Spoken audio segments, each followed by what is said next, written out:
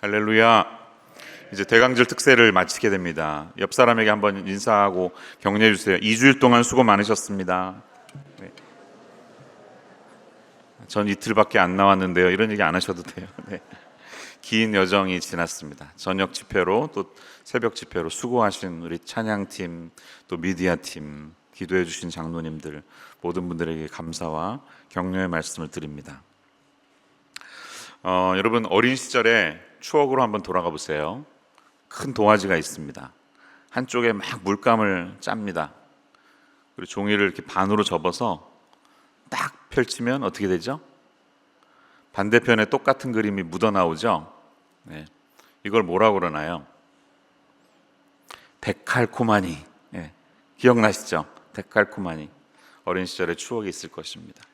이 요한이서와 요한3서는 우리에게 데칼코마니 같은 말씀이에요. 비록 서로 이 각 책마다 약간씩 주제가 다르지만 이것이 함께 있어야 하는 것을 가르쳐 줍니다. 참 짧은 두 책을 우리가 이 짧은 시간에 읽었습니다. 그런데 조금씩 다르지만 하고자 하는 이야기가 이렇게 인테그레이트, 함께 뭉쳐져 있는 것을 우리는 발견하게 될 것입니다. 차이점들을 비교하면 많이 있습니다. 한번 다시 비교해 보세요. 요한 이서에서는 편지를 받는 사람의 이름이 등장하지 않습니다. 택하심을 받은 부녀와 그의 자녀들에게 어떤 레이디, 여성에게 쓴다 이렇게 말하면서 또 그녀의 자녀들에게 쓴다 이렇게 말하고 있습니다. 요한 3서는 수신자가 누구입니까? 그가 사랑하는 가이오라고 하는 교회 리더에게 쓰고 있습니다. 또 어떻습니까? 내용을 보면 요한 2서는 짧게 말하면 진리를 지켜내라 이런 얘기를 하고 있어요. 특별히 교회를 흔들어대는 이단 세력을 가차없이 물리쳐라 그런 얘기를 합니다. 읽으시면서 느끼셨죠? 네, 7절 말씀 보세요. 미혹하는 자가 세상에 많이 나왔나니 이는 예수 그리스도께서 육체로 오심을 부인하는 자라. 이런 자가 미혹하는 자요 적그리스도다 이렇게 말합니다. 지난주 주일 설교에서도 말씀드렸지만 이 당시에 가장 교회를 위협하는 세력들은 영지주의자들이었습니다. 그래서 예수님이 육체로 오셨다는 사실, 육과 영을 분리시키려고 하고 두얼리즘, 이원론적으로 나누려고 하는 사상이 팽배했기 때문에 교회에게 위협이 됐습니다. 영지주의자가 그런 사람들이거든요. 근데 이러한 유혹으로부터 잘 지켜내라. 아무리 그냥 번들어진 말을 하고 설교를 잘해도 진리가 아니면 물리쳐라 이렇게 말하고 있습니다. 그래서 조금은 가차없이 냉혹한 말을 합니다. 10절 11절 보니까 그를 집에 들이지도 말고 인사도 하지 말라. 인사하는 자는 그 악한 일에 참여하는, 교제하지 말라는 거예요. 가혹하게 내쳐라 이렇게 말하고 있습니다. 반면에 요한 3서의 내용은 어떻습니까? 요한 3서는 좀 인물들이 등장하는데요. 수신자가 가이오라면 두 사람의 교회 리더들에 대해서 지명하고 있어요. 어떤 사람들이에요? 9절에 나오는 디오드레베라는 사람이 있어요. 디오트레페스, 그건 안 좋은 사람이에요. 뒤에 나오는 사람 칭찬하고 있어요. 어떤 사람이에요? 12절 데메드리오라는 사람이에요. 데메트리오스. 디오가 약간 좀 악한 이미지잖아요. 그렇게.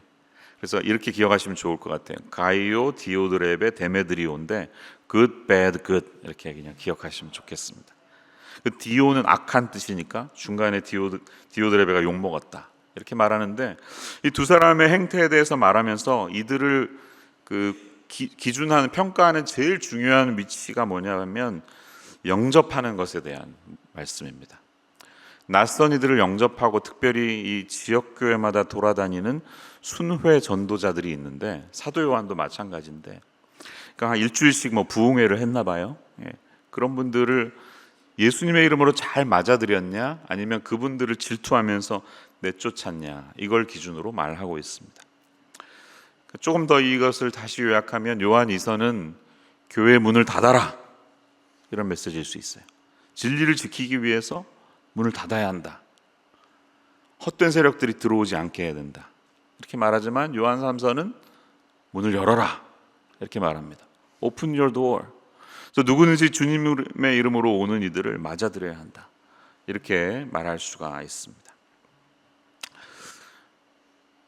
교회는 항상 두 가지의 가치와 진리를 잘 담아내야 합니다.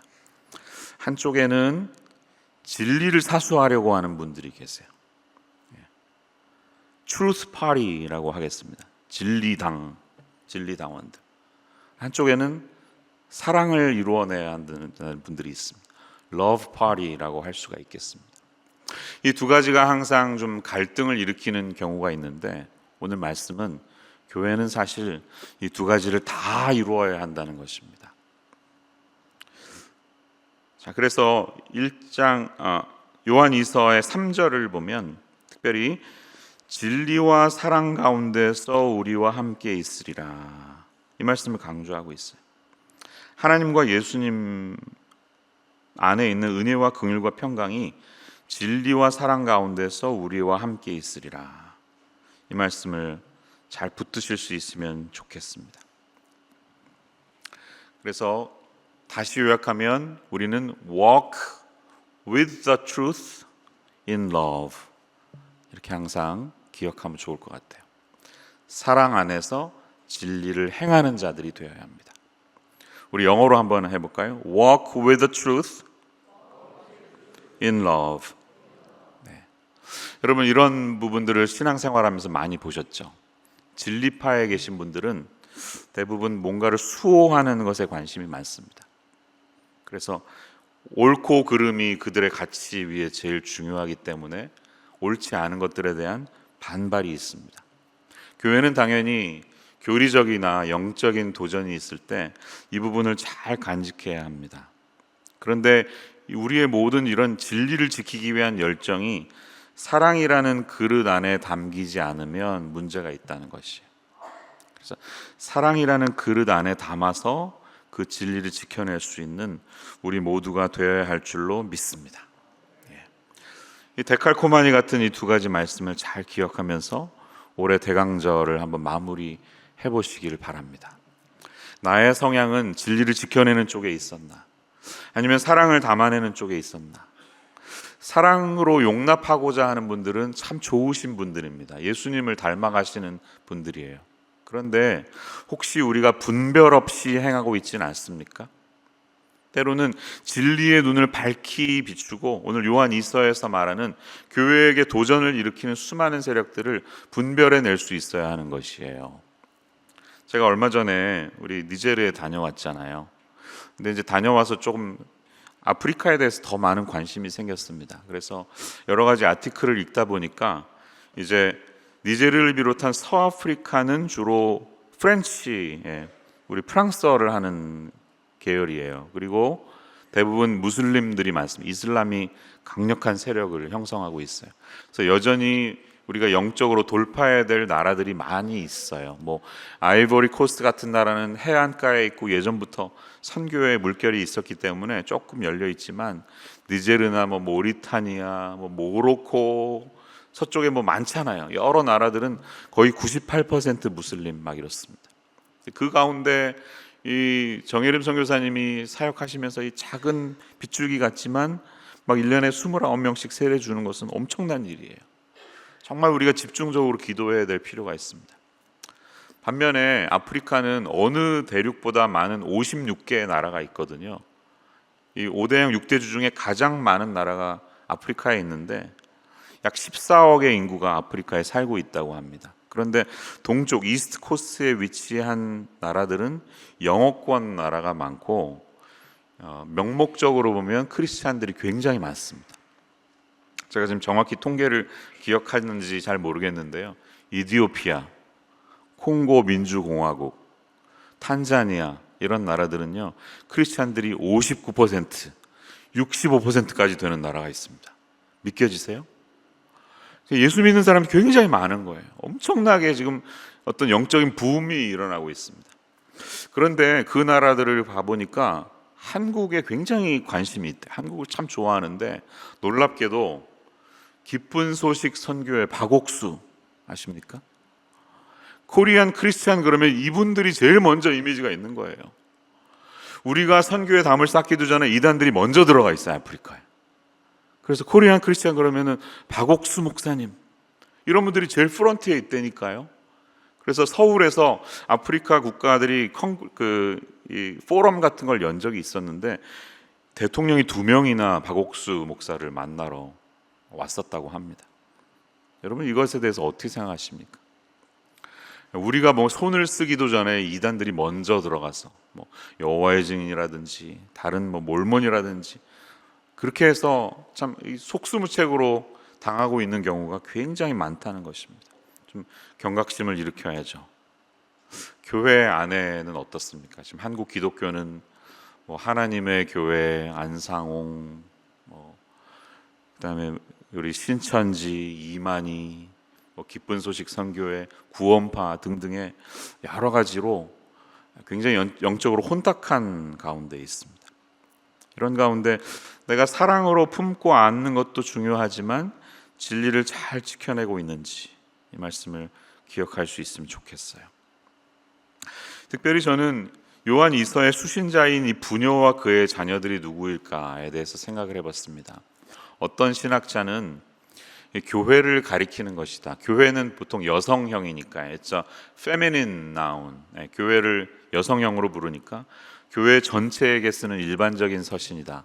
이렇게 말하기도 했지만 그게 아니라 정말 어떤 그가 생각하고 있던 한 여인을 떠올렸다면 그렇게 묵상하니까 좀 다르더라고요. 하나님이 지으신 질서 중에 그분의 가장 큰 관심 중에 하나는 가정이고 그리고 교회입니다.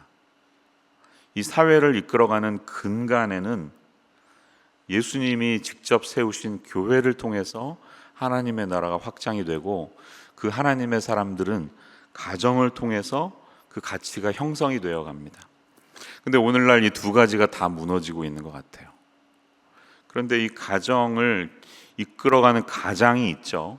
오늘날 이 가장인 아버지에 대한 우리 교회의 규정과 우리의 가치 매김이 좀 새롭게 되어야 하는데 그럼에도 불구하고 정말 가정을 가정답게 할 수 있는 사람은 그 내조하고 자녀들을 돌보는 아내들이라고 생각합니다.